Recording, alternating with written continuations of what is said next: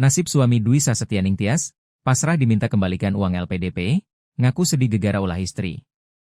Suami Dwi Sasetyaning Tias yang berinisial AP akhirnya angkat bicara setelah menjalani pemeriksaan oleh pihak Lembaga Pengelola Dana Pendidikan, LPDP.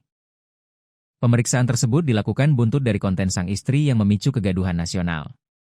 AP disebut dimintai klarifikasi langsung oleh Direktur Beasiswa LPDP, Dwi Larso.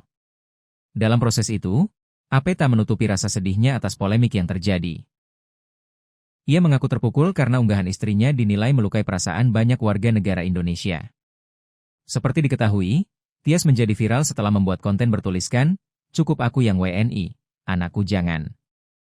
Dalam unggahan tersebut, Tias membanggakan status kewarganegaraan Inggris yang dimiliki anak keduanya. Konten itu bukan hanya menuai kritik, tetapi juga membuat warganet mengulik latar belakang AP sebagai penerima beasiswa LPDP. Dari penelusuran tersebut, muncul dugaan bahwa AP melanggar perjanjian beasiswa yang telah disepakati sebelumnya.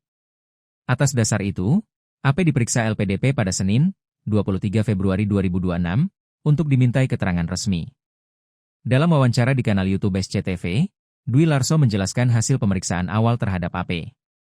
"Pagi tadi kita sudah bertemu dengan AP untuk melakukan pemeriksaan dan kemudian kita akan melakukan tindakan berikutnya," kata Dwi Larso, dikutip tribunnewsbogor.com pada Senin, 23 Februari 2026.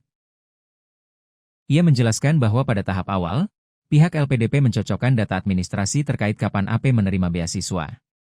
Diketahui bahwa AP memperoleh beasiswa saat dirinya telah berstatus menikah dengan Tias, dan keduanya berangkat pada tahun yang sama untuk studi S3 di Utrecht, Belanda. Sebelum mereka pergi itu selalu ada surat perjanjian yang ditandatangani. Kedua awarde ini pergi di tahun yang sama 2017 untuk yang S3 yang di Utrecht, Belanda. Itu kita terima di 2016. Sampai saat ini kita sudah punya aturan, atau pemberian sanksi segala macam, jadi